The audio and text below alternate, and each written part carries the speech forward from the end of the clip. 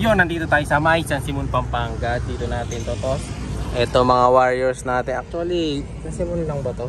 Tama yan, municipal lang San Simon. So dito natin totos yung mga warriors natin. Ito sila, no? So unahin na natin tong si Kobe saka si Hinata. Pag training lang nila to, dapat lalayo tayo sa gawin doon. Kaso medyo pumangit yung panahon ng maambon, no? So hindi na tayo lumayo pa. Baka mahirapan maksidente pa yung mga warriors natin. Unahin na natin itong dalawa nating tropang warriors. Let's go! Siya si Idol Madla, nakakahanga, may mga hawak, gandang linyada. Ika'y inspirasyon kung bakit hanggang ngayon ako'y palaging kumakarera. Giboy, labas na kayo. Yan, oh. Mauna na silang dalawa. Huwag lang kayo magpapasagasa sa truck. Pabira, dito papunta ang luwag dyan, oh. Sila, umiwas sila dito sa side na to. Umalis na. Sana? Nagpunta. Nawala. Saan lumusot? Ngayon, tabi na natin itong T-box. Wala na sila mga kalapatid. Wala na, rumekta na. Sana makauwi naman ang safe yung dalawa nating warriors. Kasi mamayang gabi, isasakay din natin yun. No, diretso sakay. Bumili kasi kami ng pintura ngayon mga kalapatid. Sinabay na natin sa toast. Ito, binili ni Tatay Madla yan, oh.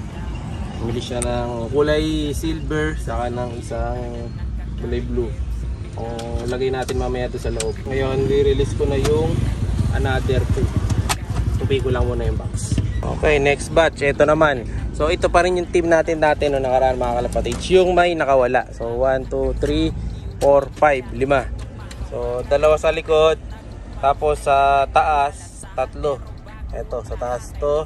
Sa taas yun, tapos dalawa sa likod yung magkapatid na grisel. So titingnan pa natin kung saan naaabot yung dalawang grisel na yan, dahil yan ay may pasok na mga speedbird natin. Naglagay tayo ng kulay sa speedbird.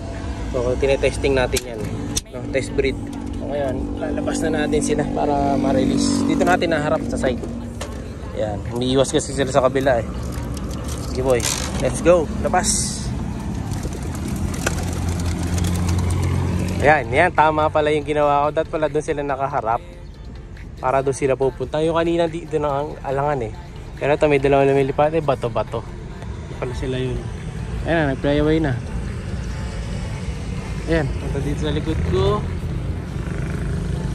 Ayan, lumilipat na sila papunta ron. Ngayon, tabi ko muna yung training box. Ang dumi ng training box natin eh, puro likabok eh. Hindi ko muna makakalapad. Oh, puro putik. Kaya naglalagay tayo ng basahan. Kasi pag walang basahan, napupulo ng alikabok pati sasakyan mga kalapatid. Yeah. Masisingot natin yung ibon nila. Yeah. Pagpag.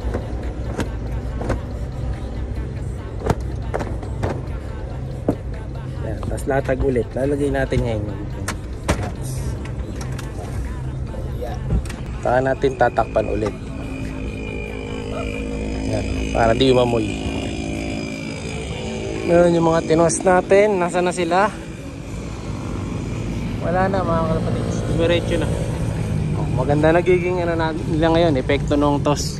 Medyo nagsasama-sama na. Nakaraan kasi nahihirapan umuwi yung dalawang grisel eh, nahuhuli. Pero sana ngayon, pagsabay sila. So uwi muna tayo. Balikan natin tapos tuloy pintura tayo. No? Bye! Yo, syempre dahil nakauwi na tayo, ngayon, ang gagawin naman natin mga kalapatid, magpipintura na. Ayun yung pintura nilagay ko na doon. So medyo maingay sa background yung nagpuputol si Tatay Madla. No? So kompleto naman yung mga ibon. Nakahuli naman ng matiwasay. Mga tinos natin. Okay, so baba na lang ang check ko. Pakita ko lang sa inyo dito sa likod. Ayan, nandito na yung grisel na isa. Ayan, yung grisel, oh. Yung isang grisel, ayan. Ano, yung isa, nandun sa taas yung dark grisel. Tapos yung normal grisel, ayun, nasa taas. So, ano sila, centrum complete naman tayo sa toss natin kanina. Okay na panahon eh, nag-okay bigla. Tapos, bago kami pala mag-start, pawalan na ulit yung tatlong tinitraining. Palalabas ko muna kay Madlato. habang nagtitimpla ako ng primer. Kasi ito, nakabit na nga dito mga kalapatid sa no. Yung steel matting sa harap, may nakalagay na. Ayan o, kabilaan na, meron ng steel matting yung harap. No? So halos paikot na, ang butas na lang yan, yun, side na yun, yung pababa. Pagkatapos nung pababa, yung gedli na lang. O ayan o, konting-konti na lang mga kalapatid, halos. Ano na tayo, patapos na tayo dito sa pililit. Ayun, napapabilis na yung trabaho, kaya mag-pipintura na kami. Gil lang ako. So ready na. Ayun, inaayos na rin yung tatay mga brace. Nililipat-lipat na niya yung brace. So magtitimpla muna tayo pintura. Tapos pawala ng young bird. Diretso na. Let's go. Nagpipintura na dito si Madlato mga kalapatid. Ayan o. So nilalagyan na niyang kulay. Medyo maganda din talaga yung sinasabi nila na kapag kulay itim or dark color, mas mukhang nagiging invisible. Kaya kita nyo yan o. Nung nilagyan niya ng kulay silver, lumabas bigla yung steel matting. Pero nung kulay ganito pa, hindi, yan nga. Kulay invisible pa nga yung isa. Oo nga, nung kulay ito, yung wala pa pintura, kulay invisible pa siya. Kaya pag tinignan niya pag kaya mga kalapatid, parang walang batting.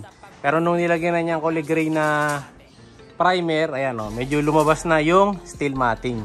So baga mas magiging visible na yung loop natin. Sa kabila si tatay nagwe-welding. Pero ako ngayon, pawawalan ko muna pala yung mga young birds natin.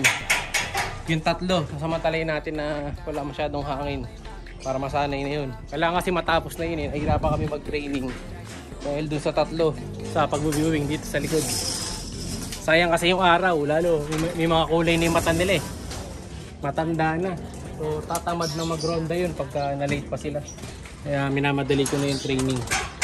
Ayan, buksan lang natin tong butas sa likod. Tapos let's go na. Tatlo yun na nakakulay red. Okay, ang lilipad. Oh, ayan, okay na. Yung tatlo na tama daw yun, yung tatlo mga kalapatids. So wala na dito kasi naka-green eh. Si Madlato nagayos kaya tinanong natin sa kanya. Ngayon, okay na. Buksan ko muna yung pinto dito, sila muna dyan. So sila muna ang malalabasin natin dito. Para may nakikita silang maraming ibon. Para di mag-overfly. Tayo dito. Tapos ito, tanggalin natin ngayon. Yan, para pwede na silang lumabas. Tapos, pwede na silang mag-bye-bye. Ako, lumipad agad. Yan na, lumipad niya. Lumipad. Lumipad ba? Hindi yata, umakyat lang sa taas. Sa likod lang, no? So, yun, di baling... Yun, talon-talon lang sila mga kalapatids. Wag lang yung lilipad na biglang lumalayo eh. Ganun nawawala eh. Pero yan, nagpunta lang sa likod. Yan o. Hindi na siguro mawawala yung mga yan. So next batch na niya, nakasunod, is yun, yung marami na neto. Yan yung mga susunod natin batch. Na-viewing na yung mga yan, pero hindi pa sila sanay na sa trapping pa. So, titingnan ko dyan bali. Ang pagkakasunod-sunod nito, blue, tapos violet eh. Tama ba? Ayun, tama. May mga dark blue, tapos violet. O pinag-isang kulay ko na yata to. Inisang kulay ko na sila mga kalapatids. So bali all violet na yung matitraining dito. So babawasan ko pa to. Tatanggalin ko yung mga in-inbreed ko dito kasi pang stock ko talaga yun. Yung mga inbreed na speedbird natin. Alam ko, dalawa yun eh. So ito, tulong na ako dito sa pagpipintura para matapos na. Ayun, ang ganda na mga kalapatids pag may gulay, no? Pogi na din. Ayan. Oh, ganda na mga kalapatids, oh. Ngayon tayo magpuputol na tayo sa gedli para mapabilis yung trabaho ni tatay doon sa kabila. Let's go. Din tayo bili ng bili. Yung mga putol-putol lalagyan na natin sa mga nakatago na pwesto, no? So ito, may sobra pa naman dito. Yan, no? Ito, meron pang isa dito. Oh, kulang pa yun. Lalagyan pa natin yung dalawa na yan, no? So halos malalagyan pa. Para sa susunod na araw ko, hindi na bibilin. Ito, putol muna tayo. Tagumpay ay kanyang nalalasahan, pero bago ang lahat ay dun salamat nga pala sa naibahagi mong nakakahalaga sa aking kapapanood. Marami akong natutunan bukod sa high blood si Warden, estilong pangmalakasan, kasama na mga tips mo, mga vitamins, mga daily maintenance, pati na morning routines. Ang galing-galing mo idol, wala na akong masabi, lalo na sa pagpi-free flight ng mga kalapate.